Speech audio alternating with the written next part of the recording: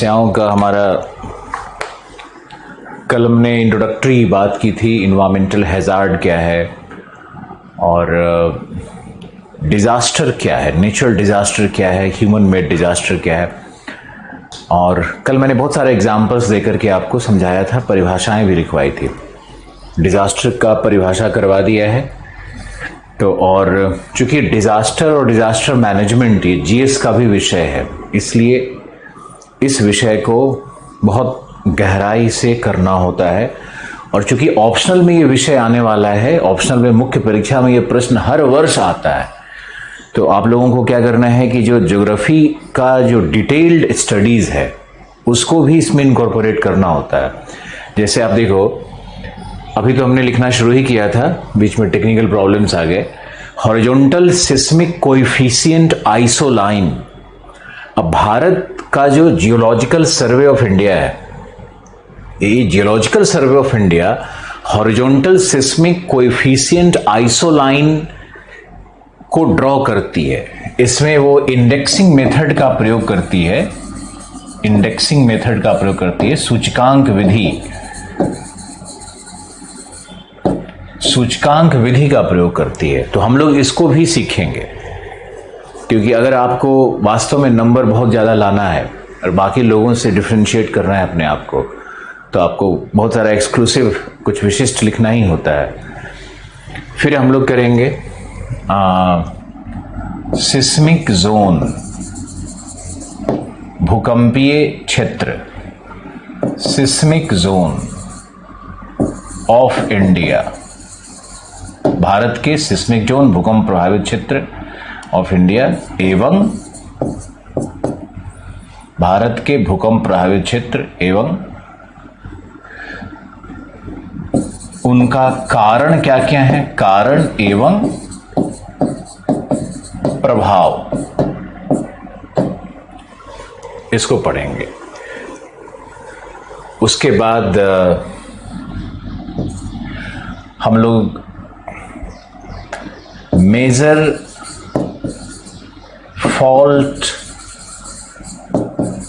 fault lines and seismic prone zones of India, ये भी करेंगे। होलिस्टिक स्टडी का ही मतलब होता है कि आप उसके सारे एस्पेक्ट्स को, सारे पक्ष को अच्छे से सीखो, पढ़ो। मेजर फॉल्ट लाइंस, भारत के वृहत भ्रंश रेखाएं या भारत के वृहत भ्रंशित क्षेत्र, लिखते रहिए। एवं सिस्मिक प्रोन जोन, एक होता है सिस्मिक जोन, एक होता है सिस्मिसिटी प्रोन जोन। तो सिस्मिक प्रोन, सिस्मिक के बाद एक छोटा सा डैश आएगा, seismic prone zone of India, ये करना आपको होगा। फिर आपको करना होगा सिस्मिक गैप्स, पे चेंज करते हैं, major seismic gaps in India. और अगर इन हिमालयाज भी पूछता है तब भी।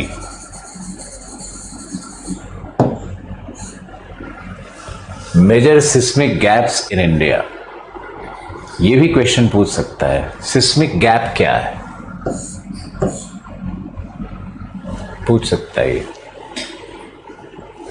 देन इसमें करेंगे प्रेडिक्शन ऑफ, इसमें प्रिवेंशन तो कुछ कर नहीं सकते हो, क्या प्रिवेंशन करोगे?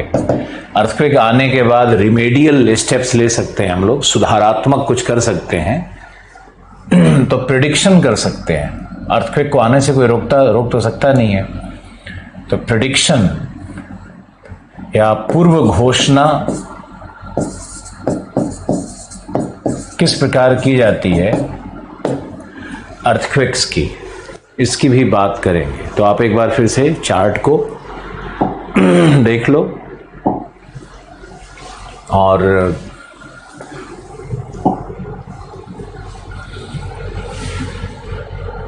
स्ट्रक्चर क्या होगा आज के विषय का, उसको मैंने ड्रॉ कर दिया। परिचय, परिभाषा, horizontal seismic coefficient line, seismic zone of India, major fault lines, और उसके बाद सिस्मिक गैप, फिर prediction of seismicity in India, Bharat में पूर्व घोषणा कैसे होगी भूकंप प्रभावित क्षेत्रों का।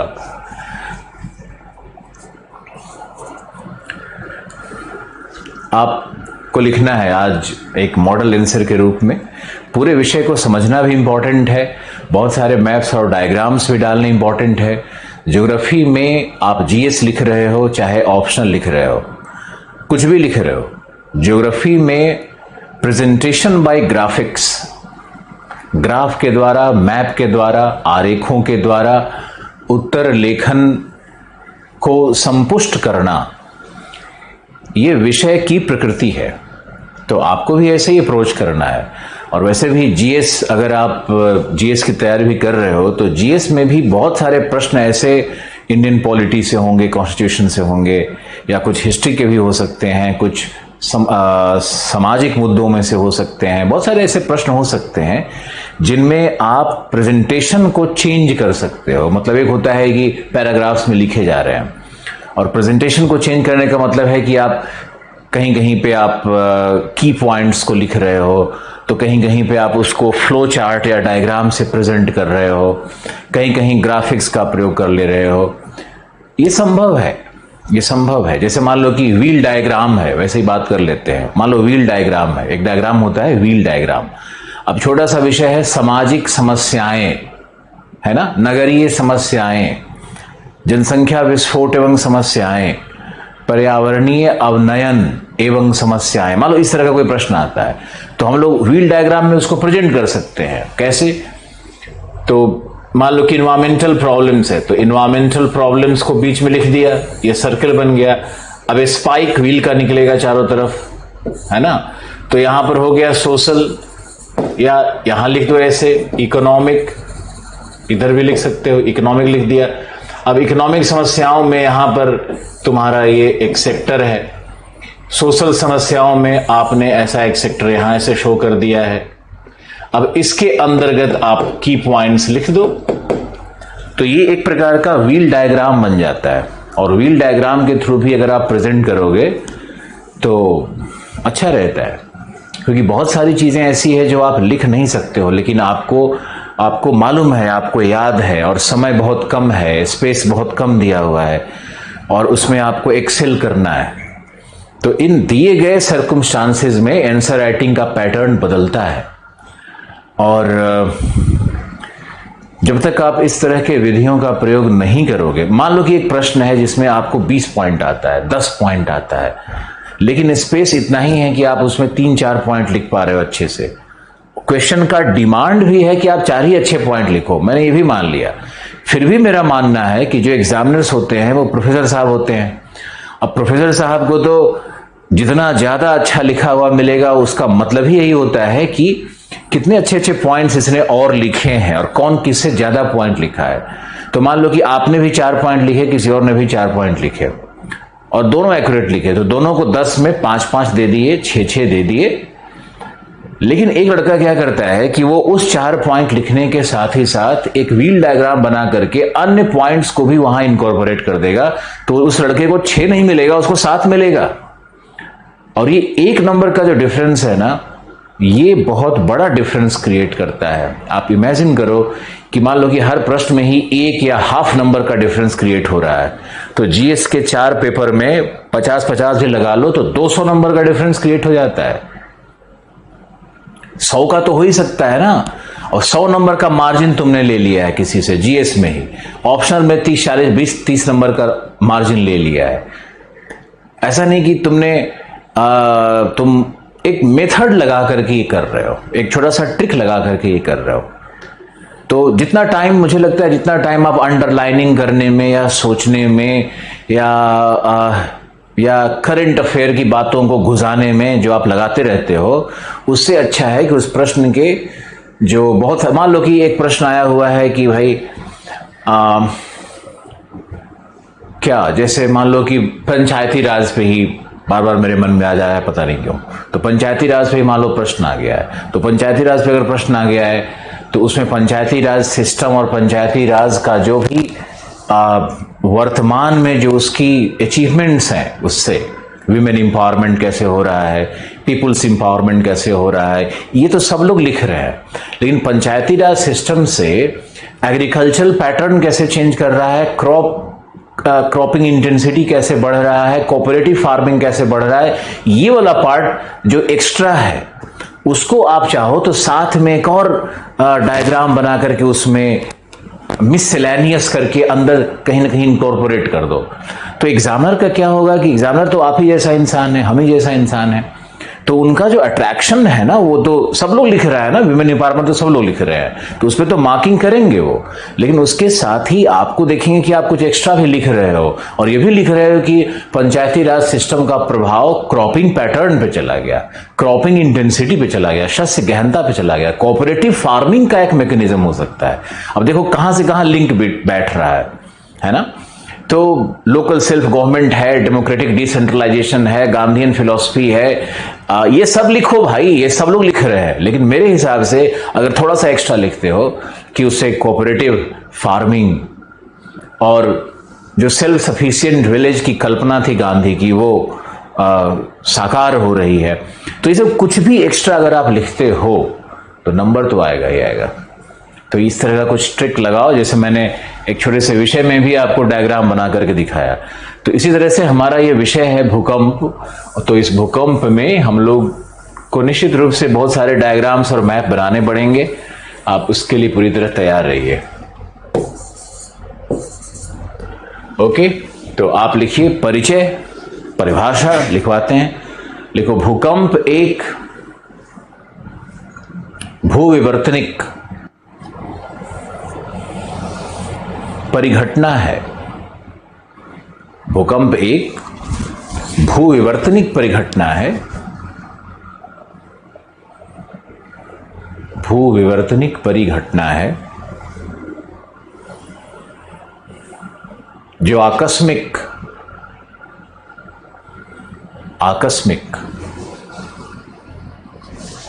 एवं विनाशक होने के कारण एक विशद प्राकृतिक आपदा है, एक विशद प्राकृतिक आपदा है जिसका पूर्वानुमान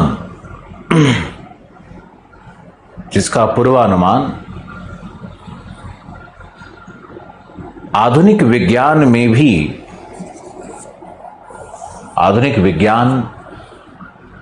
भी विफल माना जाता है।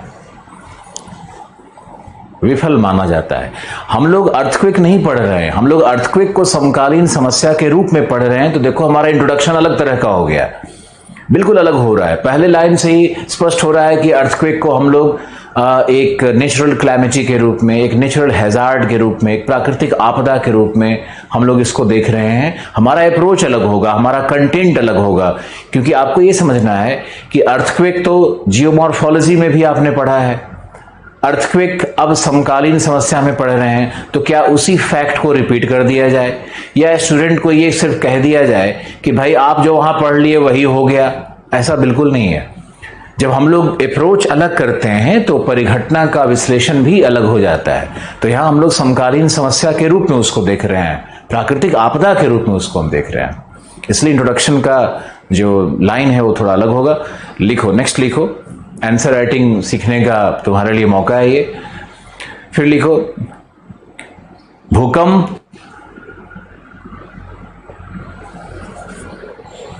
प्रघाती तरंग से उत्पन्न, प्रघाती तरंगों से उत्पन्न, क्योंकि हम लोग आपदा के रूप में वर्णन करना है, तो देखो ये शब्द क्या रहा है, प्रघाती, विनाशक, पूर्वानुमान नहीं हो सकता है, ये सारा लैंग्वेज डिफरेंट जा रहा है।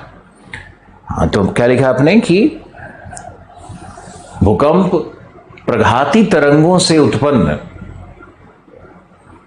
भूपर्वतीय चट्टानों में कंपन अथवा दोलन है।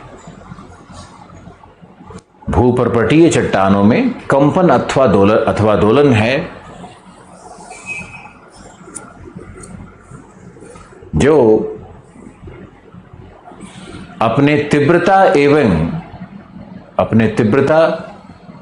एवं परिमाण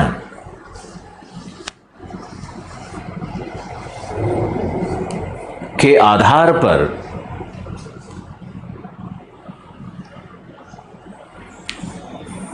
मानव के संरचनात्मक, आर्थिक एवं सामाजिक जीवन परिवेश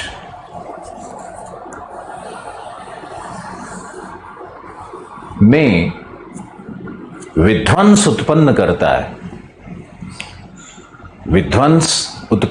है।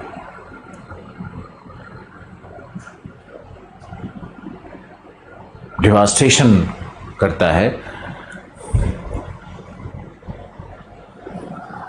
जिससे loss of life and property, यही लिखा जाता है, सामान्य शब्द है, जिससे जन धन की हानि, जन धन की क्षति एवं आर्थिक क्रियाओं में व्यवधान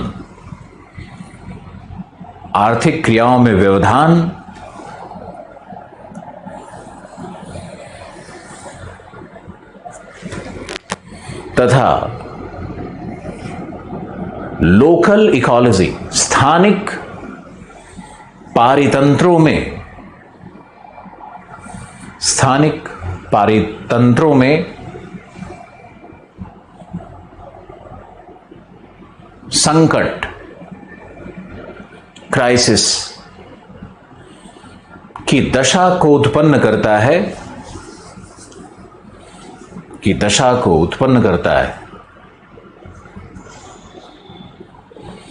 नेक्स्ट पैराग्राफ। भूकंपीय तरंगे P एवं S, थोड़ा सा तो लाना ही पड़ेगा, साइंस को भी पहले पढ़ाया हुआ है इनके बारे में। P एवं S भूकंप के केंद्र से उत्पन्न होती हैं, जबकि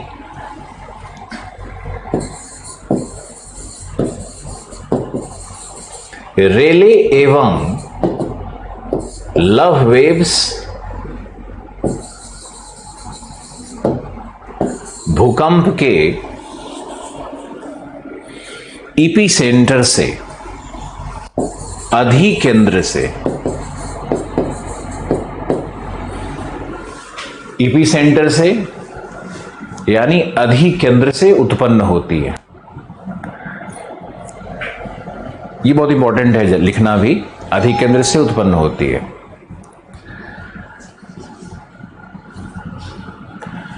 फिर लिखो, सतही तरंगे अथवा एल वेव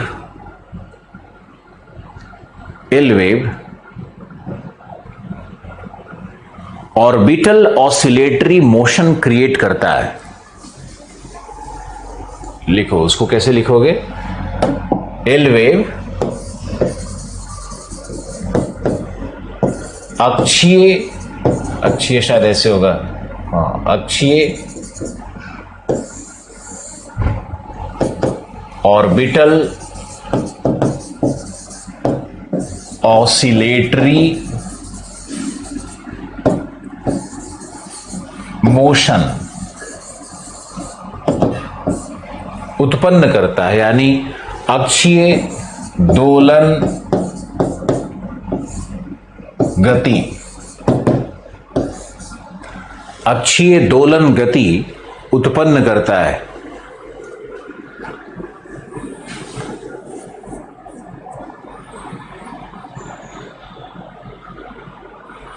अक्षीय दोलन गति उत्पन्न करता है जो चट्टानों में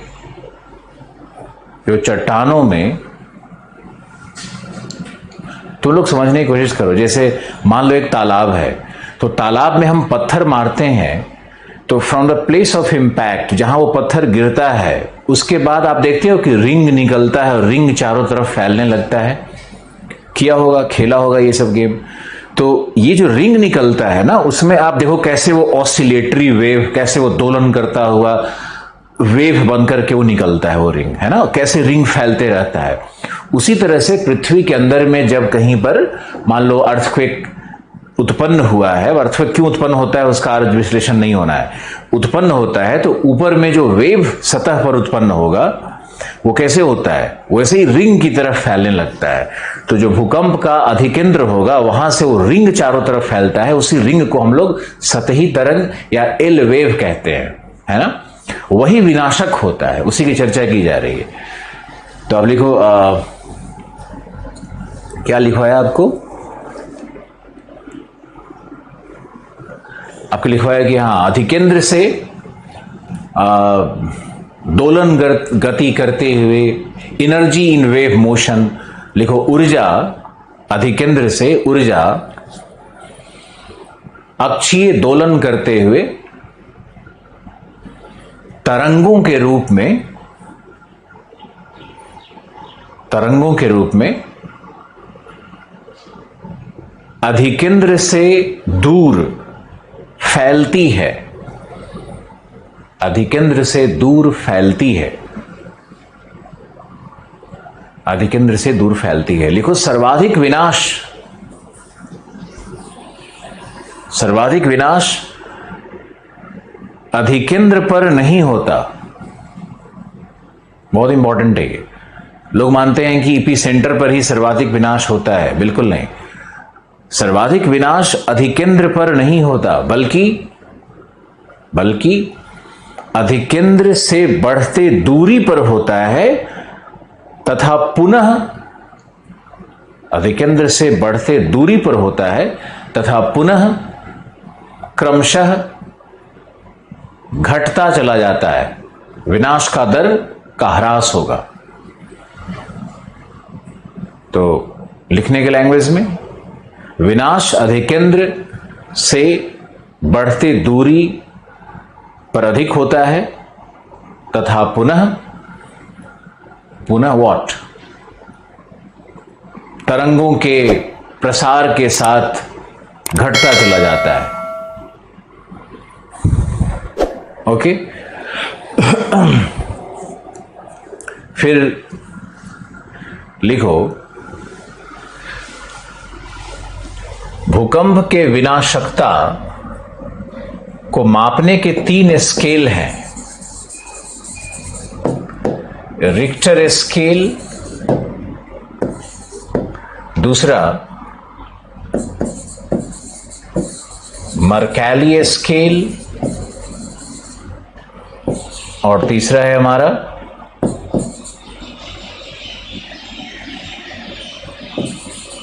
मोमेंटम मैग्नीट्यूड स्केल। 3 है, तीनों का प्रयोग किया जाता है। अब इस तीनों के विषय में हमने भूआकृति विज्ञान में अच्छे से समझाया हुआ है, लेकिन यहां भी आंसर राइटिंग में थोड़ा लिखना होगा। लिखो रिक्टर स्केल पर भूकंप के परिमाण अर्थात ऊर्जा की निष्पत्ति, कितनी मात्रा में ऊर्जा निकली, भूकंप के मैग्नीट्यूड का अर्थ है कितनी मात्रा में ऊर्जा निकली, इसका आकलन किया जाता है। दूसरा है मर्कैली स्केल, भूकंप के गहनता अथवा तीव्रता अर्थात विनाशकता के दर का आकलन किया जाता है। विनाशकता के दर का आकलन किया जाता है।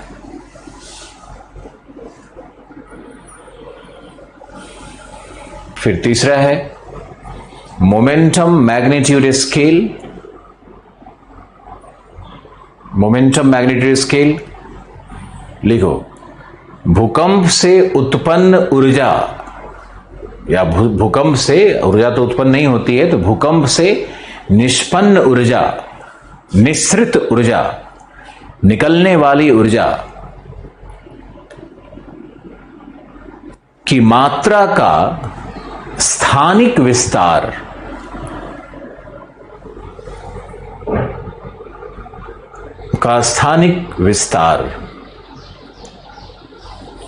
यह तरंगों के संवेग के आकलन पर निर्भर करता है। यह तरंगों के संवेग के आकलन पर निर्भर करता है। 3 स्केल है भूकंप को मापने का, तीनों में ही विनाशकता का पता चलता है। रिक्टर स्केल से पता चलता है कि भूकंप का मैग्नीट्यूड क्या है, कितना किलो जूल ऊर्जा निकली है, ऊर्जा मुक्त हुई है, ये रिक्टर स्केल में होगा।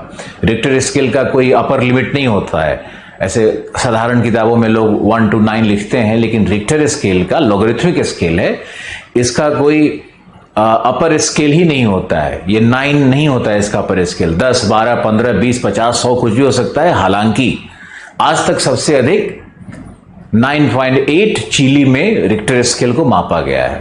तो हम लोग जनरली 1 to 10 लोग लिखने लगे हैं कि भाई अभी तक 10 से तो ज्यादा आया नहीं है, लेकिन इसका कोई अपर लिमिट नहीं होता है।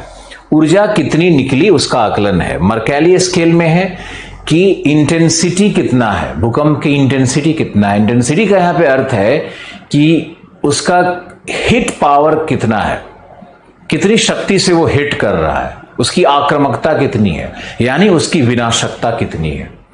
और विनाशकता को हम लोग इसमें मर्कैली स्केल में 1 to 12 इतना मेजर करते हैं। भारत में 1 to 9 से ज्यादा यहां संभावना नहीं है विनाश की, लेकिन विश्व में 1 to 12 तक मर्कैली स्केल को माना जाता है। और 12 का मतलब है पूर्ण विनाश।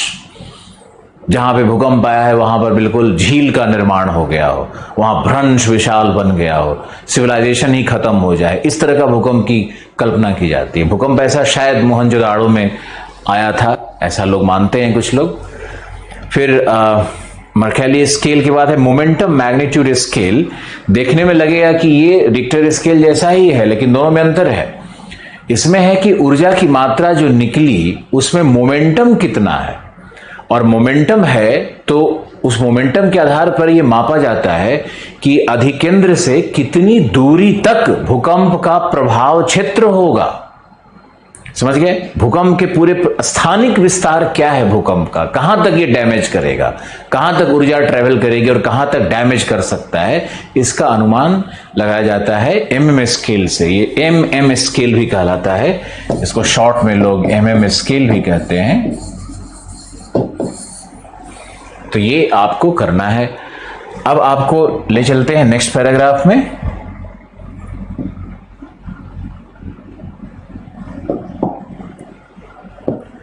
नेक्स्ट पैराग्राफ में आपको लेके चलते हैं। नेक्स्ट में आप क्या करेंगे कि आप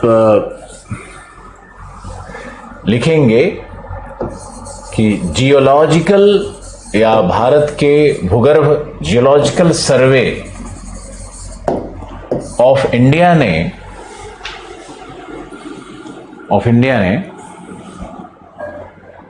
मर्कैली स्केल पर,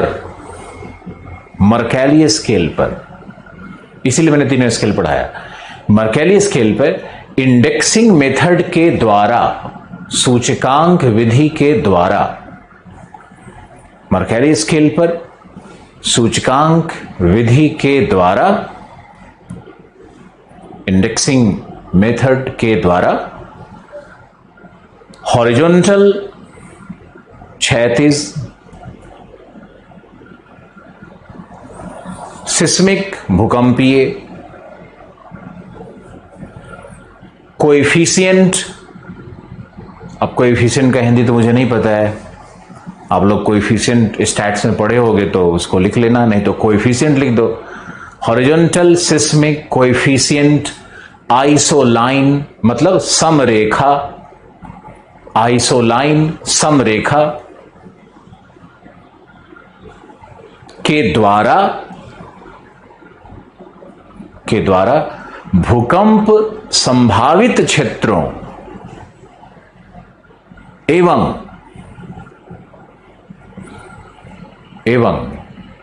भूकंप की तीव्रता के आधार पर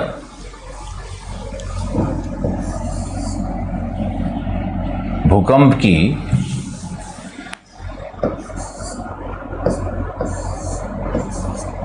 तीव्रता के आधार पर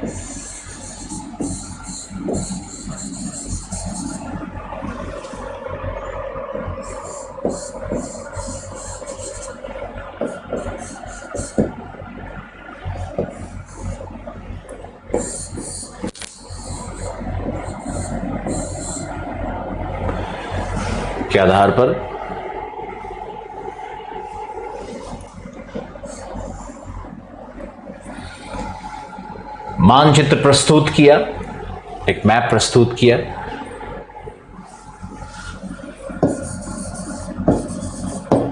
जोन 1,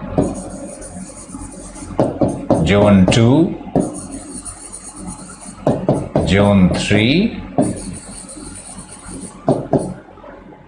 जोन 4, जोन 5। कुछ समय के बाद जोन 1 और 2 को क्लब करके एक ग्रुप में कर दिया। तो भारत में वैसे 5 जोन में बांटा हुआ है, लेकिन भूकंपीय क्षेत्र की जब हम लोग बात करते हैं तो वो 4 हो जाता है। ये जियोलॉजिकल सर्वे पता नहीं क्यों करते रहती है, कभी 5 में डिवाइड करके मैप निकाली, फिर 1 और 2 को क्लब करके एक कर दिया, फिर 5 में निकाली। तो ये आपको परेशान नहीं होना है, आपको ये 5 जोन दिखाना है, यहां पे ऐसे ही 1 2 3 4 कर देना है, एग्जामिनर समझ जाएगा कि आपको सब मालूम है। अब इंडेक्सिंग यानी यहां पर है कोएफिशिएंट वैल्यू, यहां पर कोएफिशिएंट वैल्यू को दिखाना है। इधर हम लोग कोएफिशिएंट वैल्यू दिखा रहे हैं। तो जोन 1 का मतलब है 0.01 से 0.03, ये जोन 1 में आता है। फिर 0.02 से 0.05, ये इसमें आएगा। फिर 0.05 से 0.07, वो रुको 0.01 से 0.02 है ये, और ये 0.02 से 0.04 है ये, सॉरी 3 है। जस्ट ए मिनट, एक मिनट मुझे, अरे कहाँ गया?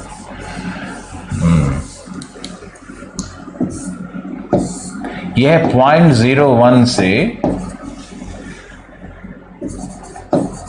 कम, अब मुझे याद आया, यह है 0.01 से 0.02, यह है 0.03 से 0.04, 0.04 से 0.05 से 0.06,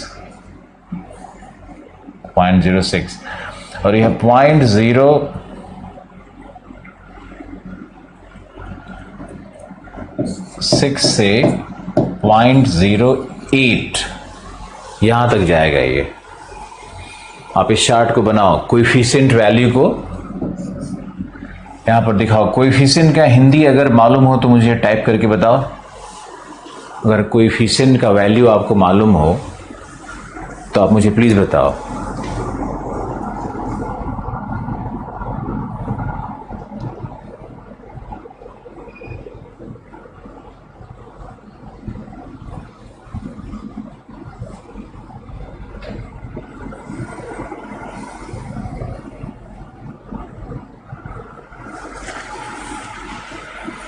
किसी का कोई जवाब नहीं आ रहा है, कोई बात नहीं। चलो अब इसको ड्रॉ करना सीखते हैं हम लोग। तो यहां हमारा कश्मीर वैली है, तो कश्मीर वैली में 0.8 इसको यहां पर लो, थोड़ा इसको और पतला कर देते हैं, ये हमारा 0.8 है, तो इसके चारों तरफ 0.7 आ जाएगा और उसके चारों तरफ फिर 0.6 आ जाता है, और यहां पर फिर आएगा 0.8 का ये सर्किल आएगा और 0.7 यहां पर आएगा, 0.7 सॉरी 0.07, 0.06, 0.08। तो ये दो पॉकेट्स यहां देखो 0.08 का बन रहा है कश्मीर वैली में, उत्तराखंड में। पहले इसको बनाओ फिर आगे हम ड्रॉ करेंगे। और वैसे ही यहां बनाओगे तो ये पूरा लाइन ही 0.08 का, ये 0.08 का पूरा ये प्रभावित क्षेत्र है, और इसके नीचे फिर 0.07 होगा। तो ये पूरा 0.08, 0.07 का है। यहां आओगे इस भाग में तो यहां भी 0.08 है, और फिर यहां 0.06 का एक लाइन ले लो, यानी इस क्षेत्र में। फिर यहां अंडमान में है 0.08, 0.07 यानी हमारे यहां फिर यहां देखो, यहां बिहार में है 0.08, क्यों है उस पर हम बात करेंगे, 0.07। और यहां से जो ये लाइन निकलेगी 0.06 का ये लाइन इस तरह से निकलेगा, और यही यहां पर फिर 0.05 का लाइन इस तरह से आता है। ऊपर वाला स्ट्रक्चर अगर बन जाएगा तो फिर नीचे बहुत ही सरल हो जाएगा। यहाँ 0.08 का दो पॉकेट है, जहां पे हम डॉट्स कर दे रहे हैं ना, वहां पे आपको दिखना चाहिए कि यहाँ पे भूकंप का इंटेंसिटी बहुत ज्यादा है। डॉट्स के द्वारा भी आप दिखा सकते हो, जितना सघन डॉट्स होगा उतना ही भूकंप भीषण आने की संभावना है। ये यहाँ पे आप दिखा दो इस तरह से डॉट्स, यहाँ पे थोड़ा सा शैलो डॉट्स दिखाओ। ये तो पूरा भाग ही सब डॉट्स, पूरा ये प्रभावित है ये भाग। इधर थोड़ा शैलो डॉट्स दिखाओ। तो आप डॉट्स की गहनता भी दर्शा सकती है कि इंटेंसिटी कितना है। ये कोएफिशिएंट वैल्यू यहां पर है, उसको हम दिखा रहे हैं। अब जोन 5 है, तो यहां पर अगर हम मर्कैली स्केल लगा दें, मर्कैली स्केल का वैल्यू लगा दें, तो ये 9 है, ये 8 है, ये 7 है, ये 6 है, और ये मर्कैली स्केल 5 पे आएगा, है ना।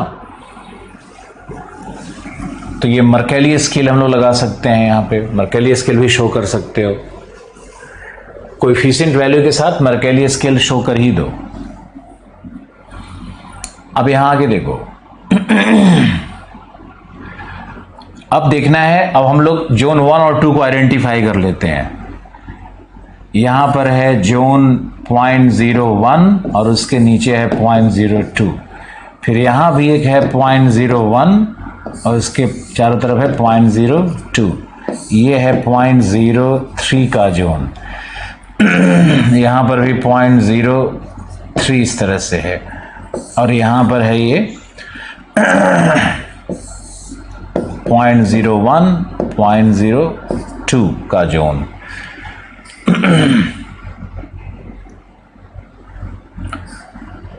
तो 1, 2, अब यानी कि ये जो पॉकेट्स निकल रहा है, ये जो पॉकेट्स यहाँ पे 1, 2, 3 यहाँ निकला है, यहाँ पे भूकंप की सबसे कम संभावना होगी। यहाँ भी ये 0.03 ही ऐसे रन करेगा, 0.03 इस तरह से रन कर रहा है। ये 0.02 है यहाँ पे, ये 0.03 है, तो इसके अंदर में 0.04 होगा, अंदर में ज़्यादा संभावना बनेगी। और फिर यहाँ पर ये तो 0.02 है ही इस तरह से, 0.02। तो ये पूरा एरिया 0.02, ये है ना 0.02, चार्ट से देखते रहो। 0.02 का मतलब ये होता है कि आप जोन 2 में चले गए। 0.01 का मतलब है कि आप जोन 1 में चले गए, और वहां पर मर्केली स्केल का रीडिंग बहुत ही कम है। तो ये डायग्राम अगर आप बनाते हो, जियोलॉजिकल मैप है ये भारत का, तो इससे नंबर आने की संभावना बहुत बढ़ जाएगी, और आप कोएफिशिएंट विधि का प्रयोग करके दर्शा रहे हो।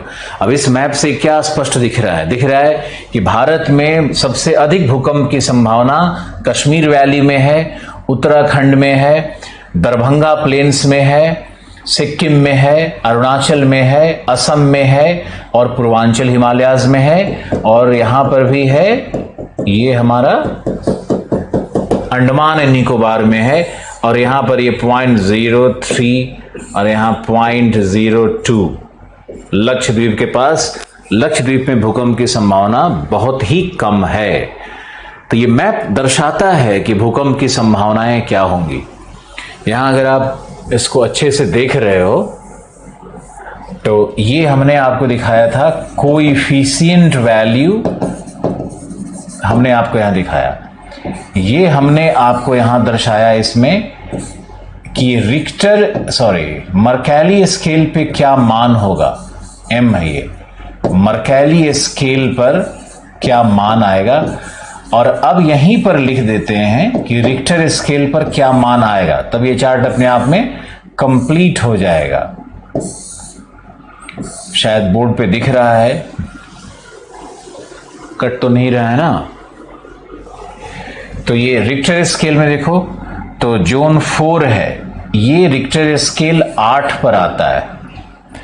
जोन 5 8 पे आएगा, 8 या अधिक, 8 और मोर देन 8, 8 या 8 से जहां अधिक रिक्टर स्केल पे भूकंप आएगा वह है जोन 5। अब इतने सारे फैक्ट्स को एक डायग्राम में ही हम प्रेजेंट कर रहे हैं। तो यह है तुम्हारा जोन 5। दूसरा है जोन 4, जहां पर संभावना होगी रिक्टर स्केल 7 से 8। जोन 3 6 से 7। जोन 2 5 से 6 रिक्टर स्केल पे, और जोन 1 4 से 5। यानी जहां पर 0.01 है वहां पे रिक्टर स्केल 4 पे भूकंप आ सकती है, लेकिन वहां ये बिल्कुल विनाशक नहीं होता है। यहां पर कोई विनाश की संभावना नहीं है। यहां भी, यहां भी, यहां भी, ये 3 पॉकेट्स बिल्कुल सेफ हेवेंस है भारत में। और गैंजेटिक प्लेन में नॉर्थ बिहार बहुत डेंजरस पॉइंट पे बैठा हुआ है। ओके, बंगाल में भी तीव्र भूकंप की संभावना आती है। आपदा प्रबंधन में देखोगे तो सबसे ज्यादा जो प्रभावित क्षेत्र होगा आपदा से वो बंगाल है, जहां पर बाढ़, सूखा, भूकंप तीनों आ सकते हैं, और नॉर्थ बिहार है। लेकिन स्टेट के रूप में अगर आप देखोगे तो फिर बंगाल को ही माना जाता है कि वहां पर सभी प्राकृतिक आपदा जो मुख्य हैं भारत में वो प्रकट होते हैं। याद रखना कि 3 प्राकृतिक आपदा भारत में एक ही स्टेट में है, और वह है वेस्ट बंगाल। क्या पता कब पीटी में क्या घुमा के पूछे। तो ये मैप अगर आपने बना लिया है तो मुझे अनुमति दो आगे पढ़ाने की, और आप जल्दी से बताओ कि आपने मैप बनाया कि नहीं, लिख करके भेजो। कोफिशिएंट का हिंदी होता है गुणांक।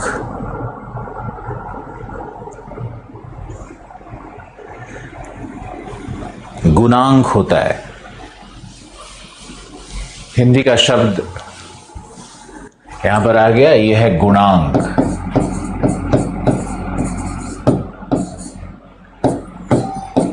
कोएफिशिएंट यानी गुणांक। तो यहां पर गुणांक है, यहां पर है हमारा मर्केली पैमाना हिंदी वालों के लिए, यह है हमारा रिक्टर पैमाना, और यहां पर हमारा है भूकंप क्षेत्र। तो अब आप देखो कि कितनी सरलता से एक ही मैप के माध्यम से प्रेजेंटेशन हो गया। आपने अगर ड्रॉ कर लिया तो मुझे जल्दी बताओ, लिख करके बताओ वहां पे। ओके, अखिल लिख रहे हैं कि yes done sir, thank you. अब ये इस मैप में हो गया, तो एक दूसरा मैप फिर बनाएंगे, दूसरा मैप भी बनाएंगे। दूसरा मैप थोड़ा सा छोटा बनाते हैं। All the beautiful things come in small packages. आपने ये कहावत सुना होगा, दुनिया के सबसे खूबसूरत चीज छोटे छोटे पैकेजेस में आते हैं। आपके सगाई की अंगूठी जो आपके लिए सबसे यादगार चीज बनेगी, वो छोटी सी अंगूठी रहेगी, छोटा सा गुलाब का फूल। वैसे ही छोटा सा मैप भी बहुत सुंदर दिखता है। हमारे क्लास में कॉलेज टाइम में एक हमारी सहपाठिन थी, थोड़ा सा कद, ईश्वर का जो भी प्रकृति का था, थोड़ा सा कद कम था, 5 के आसपास था, शायद उससे भी थोड़ा कम। तो लोग क्लास में कुछ ना कुछ कमेंट किया करते थे, तो मैंने उसको कॉम्प्लीमेंट दिया था कि all the beautiful things come in small packages. लेकिन उसके बाद कुछ हुआ नहीं था, बात वहीं रह गई थी। चलो चलो देखो यहां पे आओ। अब सबसे पहले तुमको यहां पर जोन 1 को आइडेंटिफाई करना है। ये जोन 1 है हमारा, सब जगह तुमको जोन 1 आइडेंटिफाई करना है। जोन 1 ये रहा हमारा। इस मैप से तो एग्जामिनर को बिल्कुल क्लियर हो जाएगा। पिछला मैप तो जरूर बनाना, उससे ही तुम्हारा जो मार्क्स है ना, नंबर, वो उसी से तुम्हारा बढ़ेगा। तो ये है हमारा जोन 5 है, ये 1 नहीं है। ये मोस्ट अफेक्टेड है, एक्सट्रीमली अफेक्टेड। इसको हम लोग बोलेंगे एक्सट्रीमली अफेक्टेड है। ये सबसे ज्यादा घातक भूकंप यहीं पे आते हैं। ओके, और पिछले टेबल में मैंने आपको सब बता ही दिया क्या क्या है। इसके बाद आता है, ये होता है हमारा जोन 4। यहां देखो, ये जो हमने डॉटेड लाइंस, डॉट्स जो बना करके आपको दिखा दिए, ये सब है जोन 4। यानी गंगा का मैदान किस में आएगा? अब तुम इसका वितरण भी देख रहे हो, मैप के आधार पर वितरण भी देख रहे हो। देखो ज्योग्राफी कितनी सरल और रोचक हो जाती है मैप्स और डायग्राम्स के ताकत से। तो आप इजीली इसको देख सकते हो कि जो मान लो कोई पूछे कि भाई पीओके का जो भाग है वो, या ट्रांस हिमालय का भाग है, वो भूकंप प्रभावित क्षेत्र कितने में आता है? स्पष्ट दिख रहा है कि वो जोन 4 में आता है। अब कोई पूछेगा 4 में कितने रिक्टर स्केल की संभावना है, तो आपको मालूम है कि 4 में 7 रिक्टर स्केल पे आएगा। कितना विनाशकता होगा, तो आप उसमें मर्कैली स्केल का मान बता सकते हो कि 8 मर्कैली स्केल पे आता है। मर्कैली स्केल का चार्ट देख करके आप बता सकते हो कि उसमें विनाशकता होगी तो क्या विध्वंस कितना हो सकता है, लोग मर सकते हैं या फिर स्ट्रक्चर्स टूट सकते हैं, वो सब लिखा रहता है मर्कैली स्केल के चार्ट में। तो ये देखो कितना सरल हो जाता है मैप के कारण। फिर आपको देखना है, अब बनाना है आपको 1। तो हमारा तो सलाह रहेगा कि आप इस तरह से जोन 1 को बना डालो, जहां पर आप ऐसे क्रॉस, ये सब 1 है, ये वाला सब 1 है, यहां पर नहीं आएगा। अब 1 के ही बिल्कुल बगल में, बिल्कुल उसके बगल में इस तरह से 2 है, यहां भी 0 0 का साइन दे देते हैं। जोन 1 के बगल में ही 2 है।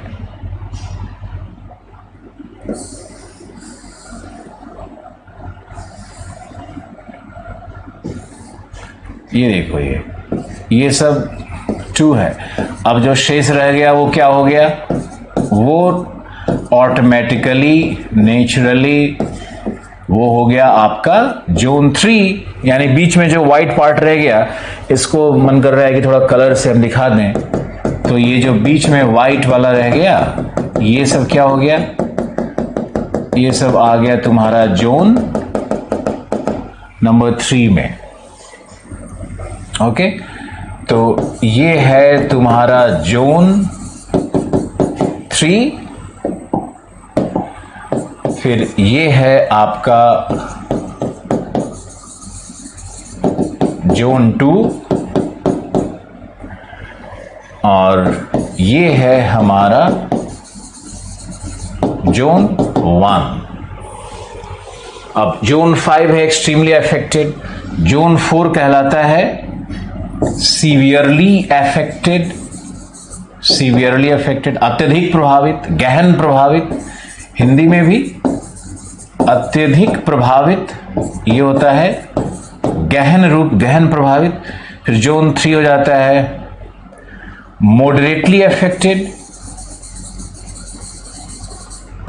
मॉडरेटली अफेक्टेड, और जोन 2 और 1 को एक कैटेगरी मान करके इसको गैर प्रभावित, अनअफेक्टेड। अब इसी में जोन 2 को आंशिक प्रभावित और वो किया जाता है, लेकिन जोन 2 और 1 को क्लब कर दिया गया है, यानी एक ही जोन हो गया है ये। तो अगर तुम देखोगे तो ये पहला, ये दूसरा, ये तीसरा और ये चौथा, इस तरह से आजकल चल रहा है ये गैर प्रभावित। मॉडरेटली यानी सामान्य प्रभावित। तो ये भी मैप आपको ड्रॉ करना चाहिए। सब कुछ निर्भर करता है कि कितना टाइम है, क्वेश्चन का नेचर कैसा है, किस प्रकृति का प्रश्न पूछा गया। ओके, सब उस पर डिपेंड करेगा। इसको भी ड्रॉ करो और मुझे जल्दी से लिखो कि आपने ड्रॉ किया या नहीं।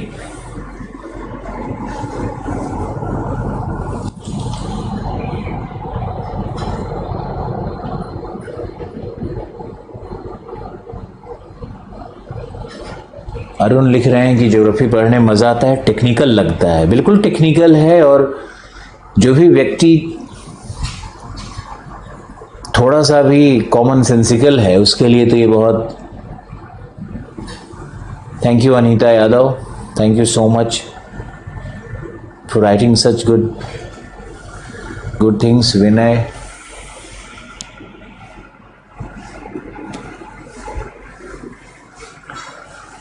मैप बनाने में 20-30 सेकेंड लगना चाहिए। अब हमारा मैप बहुत खूबसूरत नहीं है, लेकिन काम तो चल ही रहा है, और इसी मैप के दम पर हमने कितना बड़ा स्कोर खड़ा किया ज्योग्राफी में, ऑप्शनल में। तो आप देखो कि हम एज ए टीचर बहुत शानदार और एक्यूरेट मैप नहीं बनाते हैं, क्योंकि हमारा उद्देश्य नहीं है कि हम मैप बहुत सुंदर बनाएं।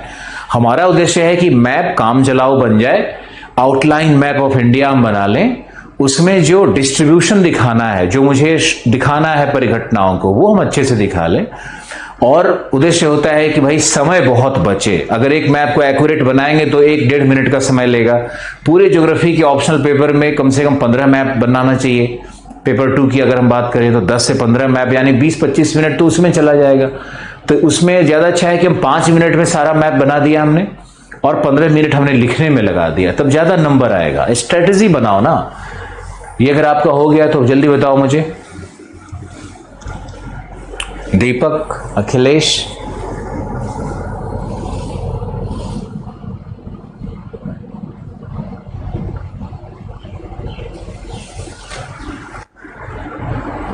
Thank you all of you.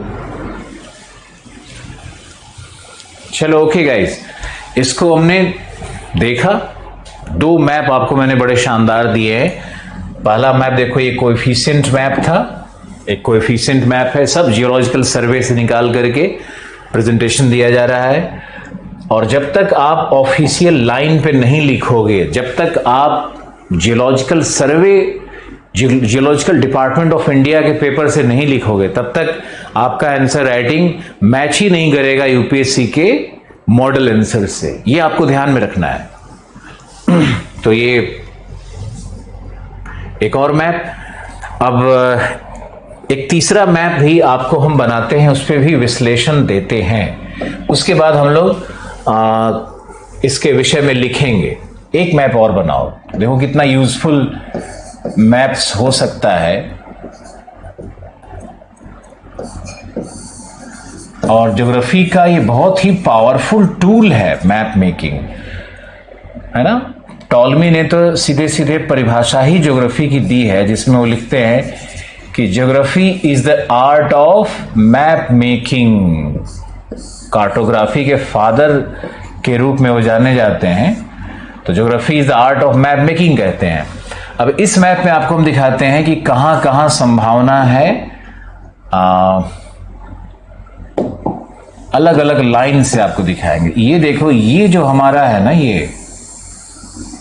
ये लाइन कहलाता है MCT। आपको याद होगा, अगर इंडिया फिजिकल ज्योग्राफी आपने हमसे पढ़ा है तो आपको याद होगा, नहीं, मेन सेंट्रल थ्रस्ट है। और उसके नीचे जो ये लाइन्स हम ब्रोकन दिखा रहे हैं, ये जो लाइन दिखा रहे हैं ये है MBF, ये दूसरी लाइन है MBF, और एक तीसरी लाइन को भी ड्रॉ करते हैं एक डिफरेंट कलर में, जिससे सटता हुआ लाइन है बिल्कुल। तो ये जो तीसरी लाइन है ये कहलाता है HFF। MCT यानी हो गया main central thrust,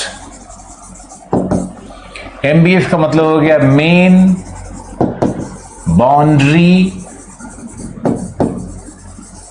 fault, HFF का मतलब हो गया हिमालयन फ्रंटल फॉल्ट, है ना।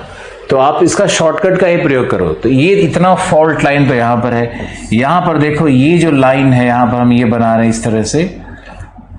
इस तरह से थोड़ा लाइन और एक है, ये है हमारा ग्रेट बाउंड्री फॉल्ट, ये है great boundary fault, great boundary fault है ये। ओके, फिर यहां पर कलर चेंज करना पड़ेगा। कौन सा कलर ले लें? अब ये ले लेते हैं। ये हमने यहां पर एक जो फॉल्ट लाइन दिखाया है, ये है नागा फॉल्ट। जहां जहां भी फॉल्ट लाइन दिखा रहे हैं ना, समझो वहीं पर भूकंप जबरदस्त आने वाला है। यह है अंडमान फॉल्ट, अंडमान फॉल्ट, ये फॉल्ट लाइन मैप बहुत इंपॉर्टेंट है। फिर यहां पर एक फॉल्ट लाइन है, इसको हम लोग कहते हैं माल्डा फॉल्ट लाइन। और यहां पर एक है, ये है के यानी कोयना फॉल्ट, यहां पर है। यहां पर आओगे तो एक फॉल्ट यहां भी मिलेगा। ये जो फॉल्ट यहां मिलता है इसका नाम है, इसको हम लोग लिख देते हैं ए हमारा है अल्लाह बंड फॉल्ट। अल्लाह मीनिंग भगवान, गॉड, और ये अल्लाह बंड फॉल्ट है।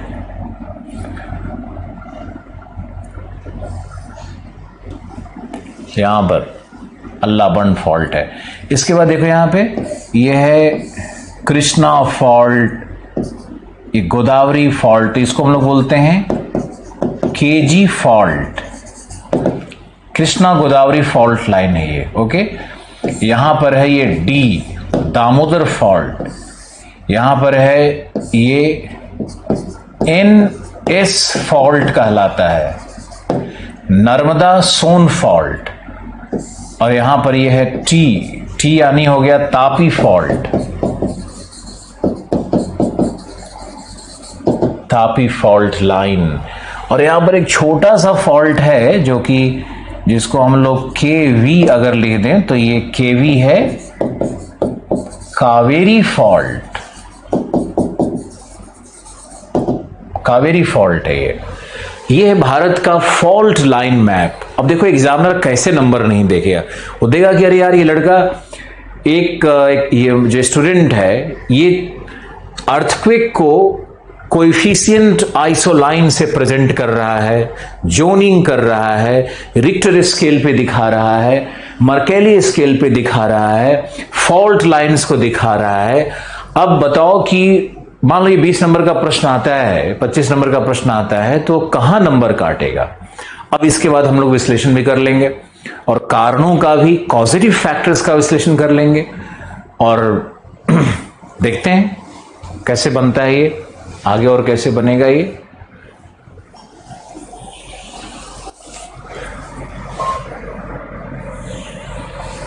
इसको ड्रॉ करो और मुझे तुरंत इन्फॉर्म करो कि सर ड्रॉन।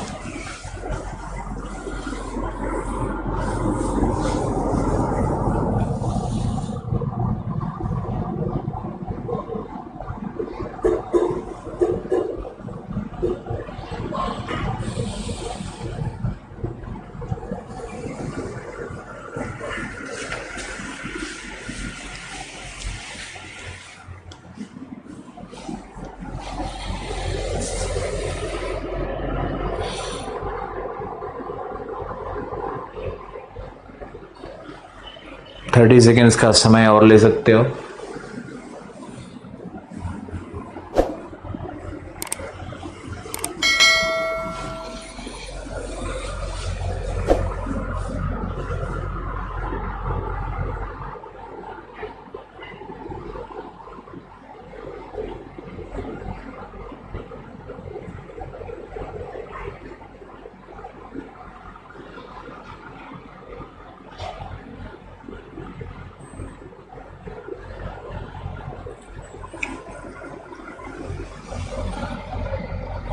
हो गया?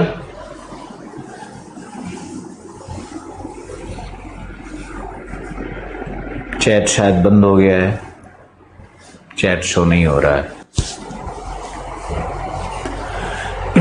चलो अब हम लोग अर्थक्वेक जोन पे चलते हैं और उसका विश्लेषण करते हैं। तो अब आइए जोन 1 इसका विश्लेषण करते हैं। शुरू करते हैं जोन 5 से, शुरू करते हैं जहां पे सर्वाधिक डिवास्टेशन है। तो जोन 5 में आइए और लिखना शुरू करिए। लिखिए जोन 5।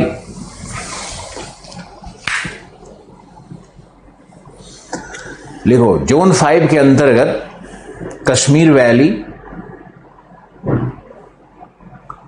किन्नौर कुमायूं क्षेत्र, उत्तर बिहार,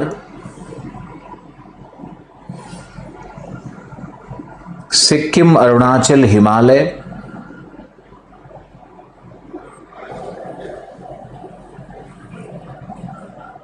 असम एवं पूर्वांचल हिल्स, पूर्वांचल की पहाड़ियां,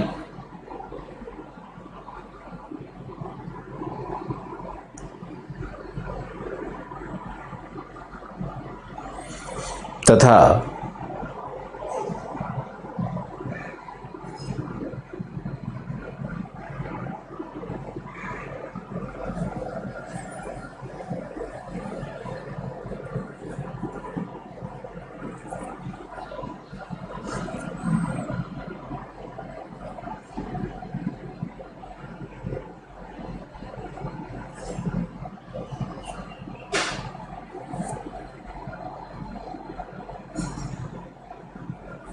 अंडमान एवं निकोबार द्वीप समूह सम्मिलित हैं। यह वितरण हो गया। दूसरा पैराग्राफ होगा, यहां भूकंप की तीव्रता मर्कैली स्केल पर 9, रिक्टर स्केल पर 8 से अधिक प्राप्त हो सकती है।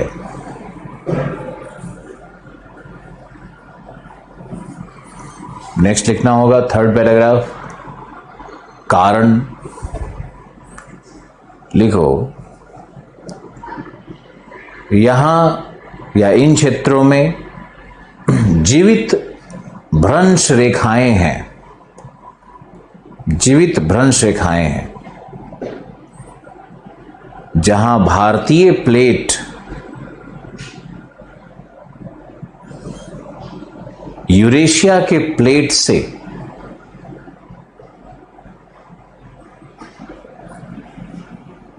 टकरा रहा है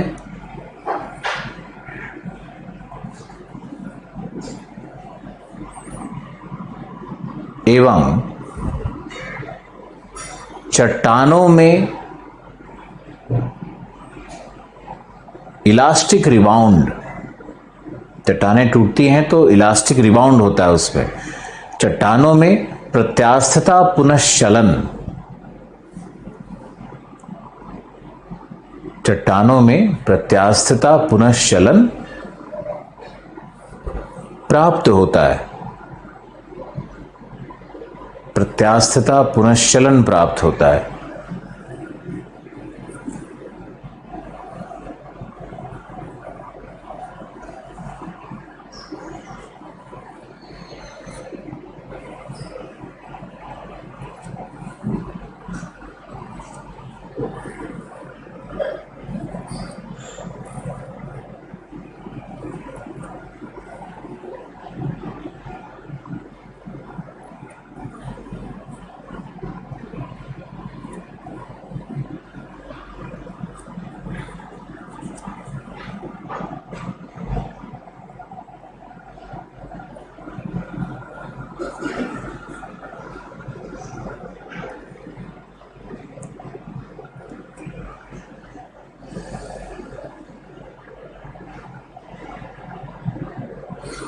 फिर लिखो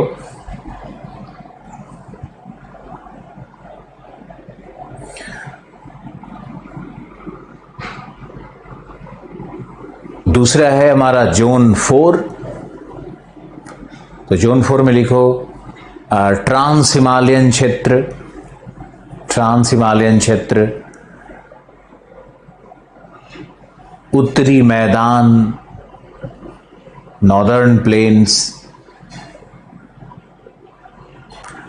अर्थात वह क्षेत्र जो जोन 5 से संपर्कित है,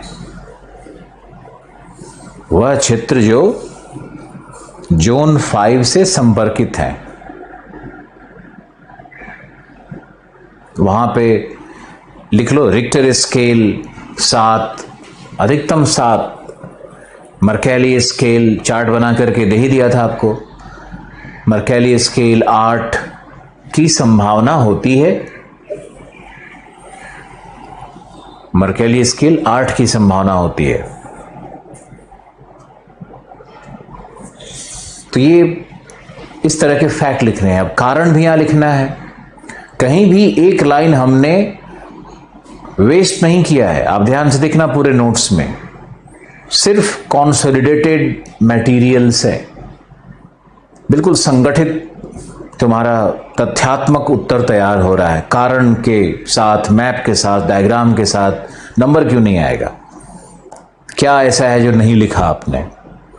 प्रत्यास्था पुनश्चलन लिख ही रहे हो, प्लेट टेक्टोनिक का जिक्र कर ही रहे हो, प्लेट का मेंशन कर ही रहे हो, भ्रंश रेखाओं को दिखा ही रहे हो, है ना? अब आगे लिखो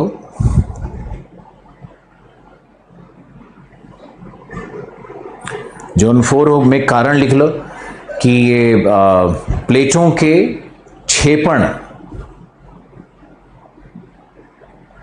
भारतीय प्लेट का यूरेशिया के नीचे क्षेपण एवं संलयन से उत्पन्न दाब,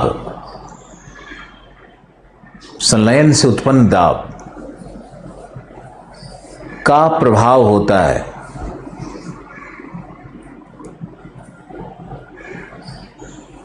फिर लिखो चूंकि गंगा का मैदान या चूंकि उत्तरी मैदान एक गर्त पर अवस्थित है,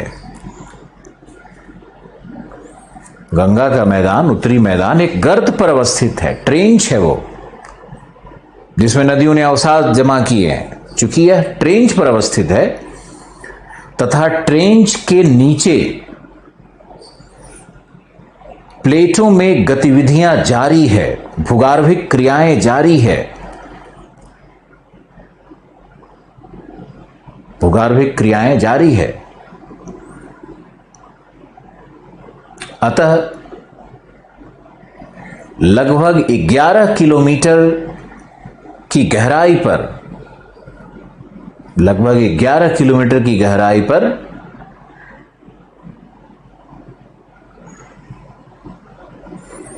भूकंप के केंद्र निर्मित हो सकते हैं।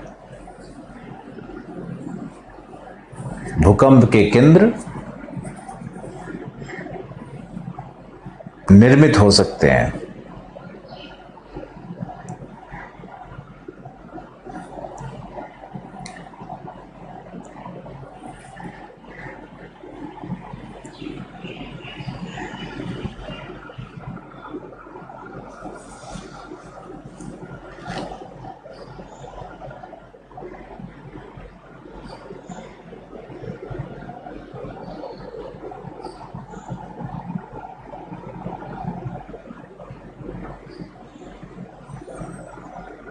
भूकंप के केंद्र निर्मित हो सकते हैं।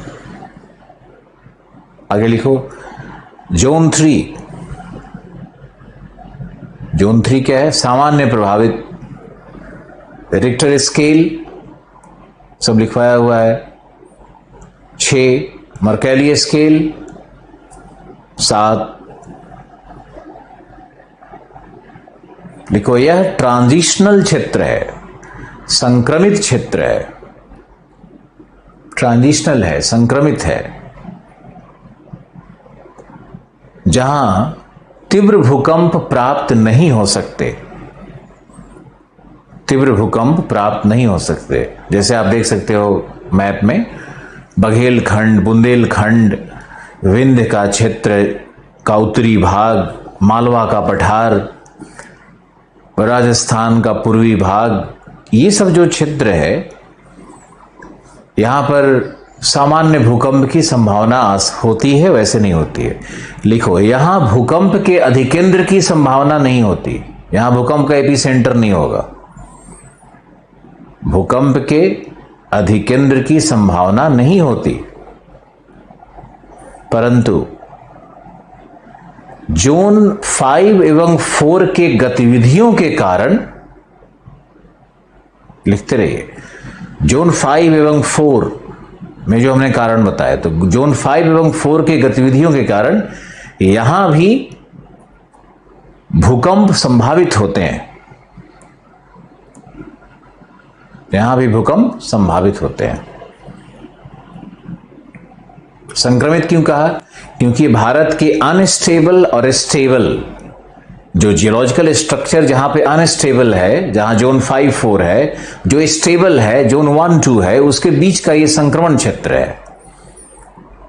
विनाशक ज्यादा नहीं होगा, थोड़ा बहुत किचन में बर्तन गिर जाए और डरपोक लोग छत से कूद के हाथ पैर तोड़ ले, यही हो सकता है। दिल्ली में भूकंप नहीं आ सकता है, दिल्ली जोन 3 के अंतर्गत आता है, तो दिल्ली में उस तरह का भूकंप नहीं आएगा। आएगा भी तो अपना बिल्डिंग थोड़ा सा हिला, पंखा हिला, थोड़ा सा डर लगा, टीवी का प्लग निकल गया, यही सब। किचन में बर्तन खड़खड़ा गया। नेक्स्ट लिखो जोन 2+1।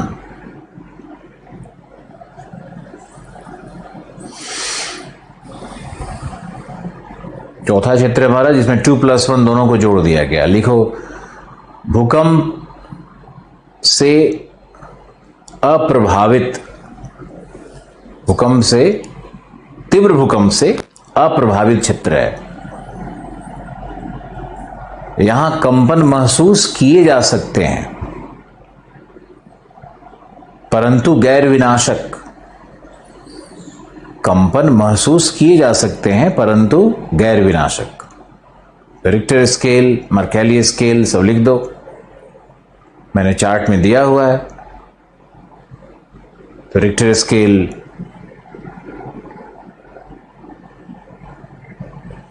4 से 5, मर्कैली स्केल 5 से 6,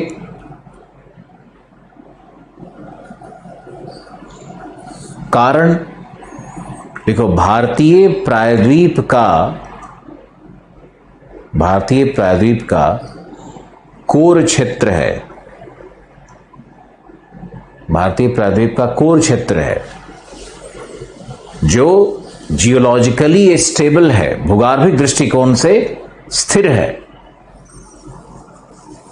2 बिलियन वर्ष से स्थिर है,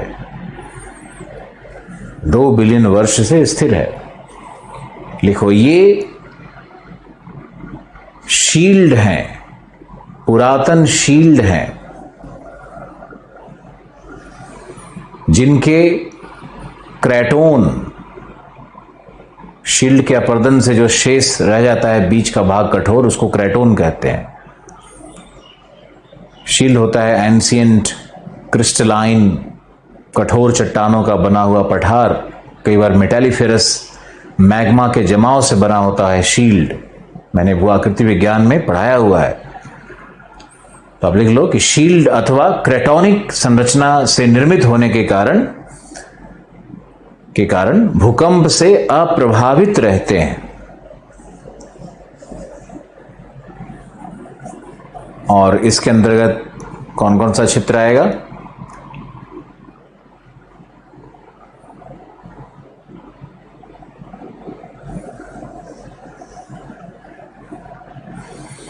आएगा मध्य भारत पठार, छोटा नागपुर का पठार, दक्कन पठार का केंद्रीय भाग,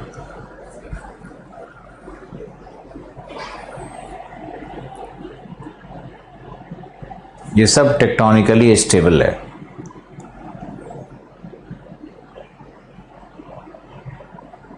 आपके मैसेज आने बिल्कुल बंद हो गए हैं, कुछ शायद टेक्निकल फॉल्ट होगा।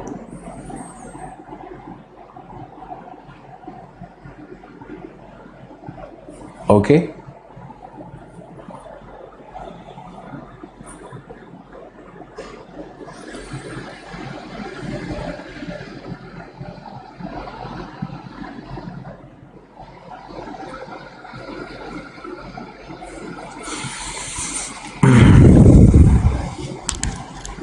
तो ये आप लोगों को इस तरह से लिखना है। अब लिखो भूकंप, अब लिखो कि भारत के सिस्मिक गैप्स, भारत के सिस्मिक गैप्स,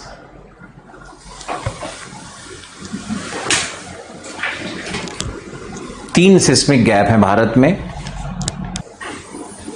लिखो सिस्मिक गैप की संभावना, सिस्मिक गैप की संकल्पना रूस के वैज्ञानिक फीडोटोव, FEDOTOV, रूस के वैज्ञानिक फीडोटोव ने प्रतिपादित किया। इन्होंने सिस्मिक गैप पे अलग से प्रश्न आ सकता है, जीएस में आ सकता है। इन्होंने जापान में 1903 से 1967 तक उत्पन्न भूकंपों के अधिकेंद्रों का अध्ययन किया, के अधिकेंद्रों का अध्ययन किया तथा यह स्थापित किया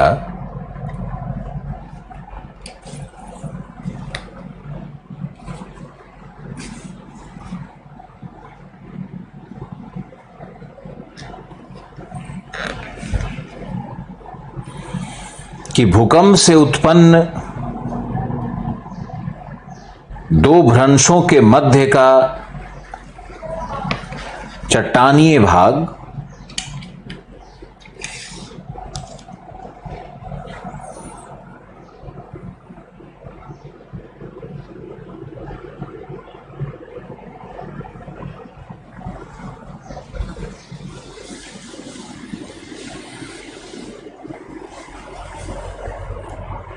कुछ समयावधि तक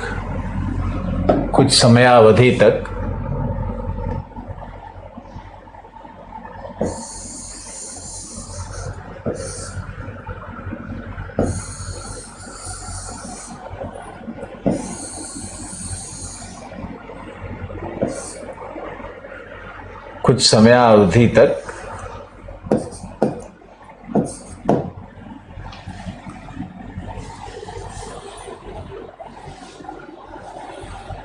स्टेबल रहता है।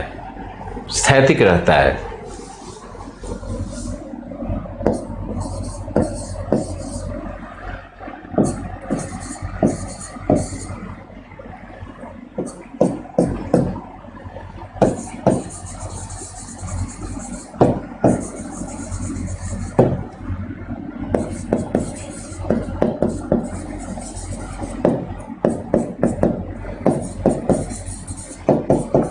इसको बनाओ एपिसेंटर 1, एपिसेंटर 2।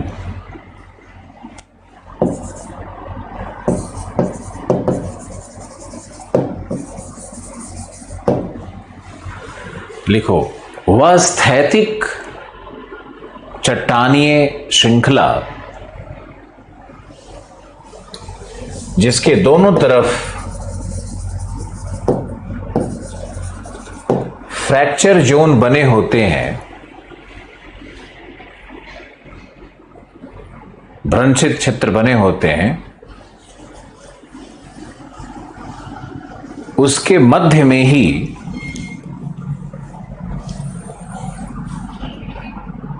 अगले भूकंप का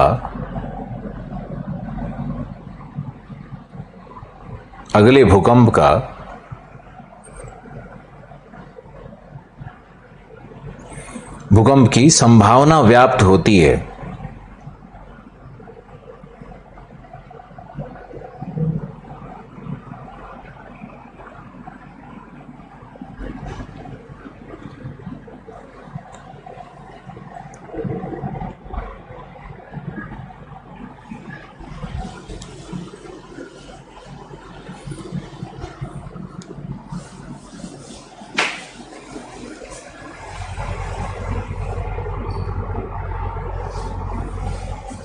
जैसे मान लो यहाँ पे 1903 में भूकंप आया, 1936 में भूकंप आया, तो बीच का जो भाग है ना, सिस्मिक गैप हो जाता है।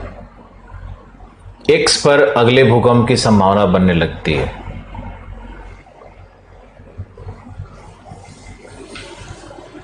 वो सिस्मिक गैप है।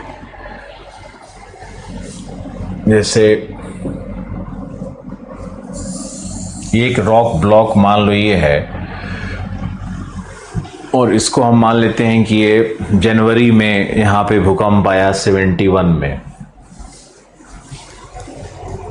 ये जनवरी में 73 में मान लो यहाँ भूकंप आया हुआ है, और एक रॉक ब्लॉक और इसके पीछे यहाँ पर एक रॉक ब्लॉक लगा लो। यहाँ तो मैंने लिख दिया था, चलो इसको भी बना लेना है, 1936 वाले को भी बना लेना है।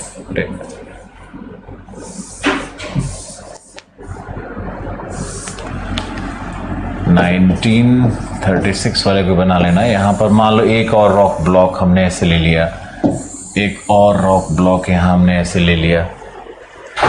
ये मान लो 1971 में यहाँ भूकंप आया, ये है सितंबर 1971 में भूकंप आया। अब ये जो तीनों रॉक ब्लॉक है, उसके मध्यवर्ती क्षेत्र में अगले भूकंप की संभावना बनेगी।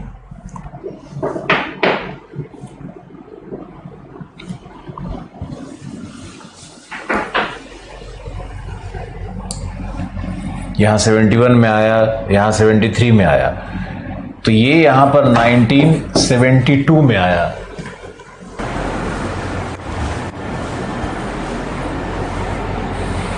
तो ये 1972 है। तो देखो नेक्स्ट भूकंप यहाँ 1971 में भूकंप आया, यहाँ 1972 में भूकंप आया। तो बीच में जो भूकंप आया वो इस भाग को हिट किया, क्योंकि यही भाग सिस्मिक गैप बना हुआ था। दो भूकंप के इपीसेंटर्स के मध्य का इपीसेंटर, ये भी इपीसेंटर है। तो दो भूकंप के मध्य का ये भाग है, जो कि ये सिस्मिक गैप है, जहां पर 73 में भूकंप स्ट्राइक करता है ना। तो आप इसको ऐसे भी समझ सकते हो, दोनों डायग्राम से आप इसको समझ सकते हो। ये भारत के संदर्भ में ये डायग्राम्स बनाया जाता है। अब आप लिखो कि भारत में 3 सिस्मिक गैप्स कौन से हैं। इस डायग्राम को पहले बनाओ। और भारत में 3 सिस्मिक गैप्स कौन से हैं? तो भारत में सिस्मिक गैप है ए, किन्नौर कुमायूं सिस्मिक गैप, किन्नौर और कुमायूं के बीच में सिस्मिक गैप बन रहा है अभी। बी है किन्नौर कुमायूं के बाद बी में है सेंट्रल गैप, काठमांडू के पास। सी है असम गैप, असम गैप।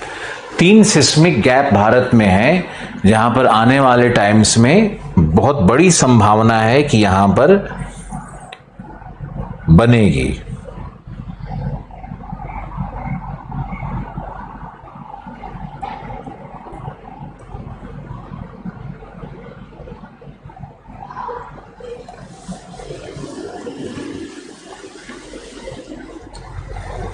ये किन्नौर नहीं है, कांगड़ा है। ये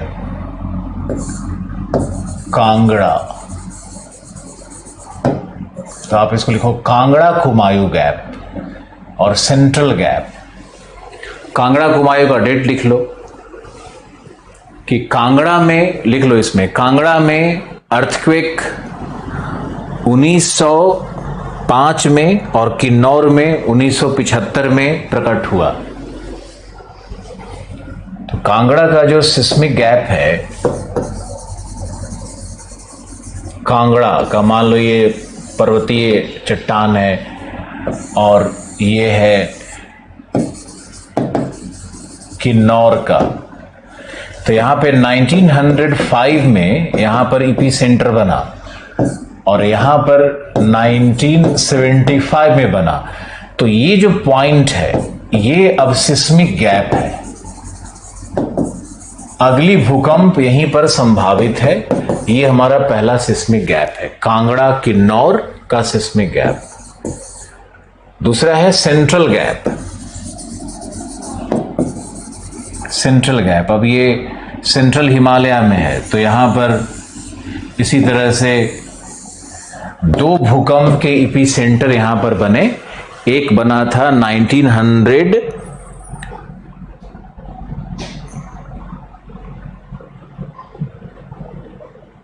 1905 और 1934। ये 1905 और 1934 में ये सिस्मिक गैप यहां पर बना। तो अभी यहां पर संभावित है, अब ये यहां पर सिस्मिक गैप की संभावना है। और तीसरा है असम गैप। डेट्स आपको अगर याद रहता है तो बहुत अच्छा है, डेट्स तो याद रखना बहुत जरूरी है। असम गैप में भी 2 डेट है, इसमें है 1897, 1950। 1897 में आया, 1950 में आया। तो ये जो भाग है यही बन रहा है हमारा सिस्मिक गैप। 3 सिस्मिक गैप हैं भारत में जहां पर भूकंप की संभावना व्याप्त है और भूकंप की संभावना मानी जा रही है। पता नहीं, दुर्भाग्यवश इंटरनेट कार्य नहीं कर रहा है, लेकिन मैंने फिर भी क्लास किया, मैंने क्लास को रिकॉर्ड कर दिया है और आप इसको देख सकते हो।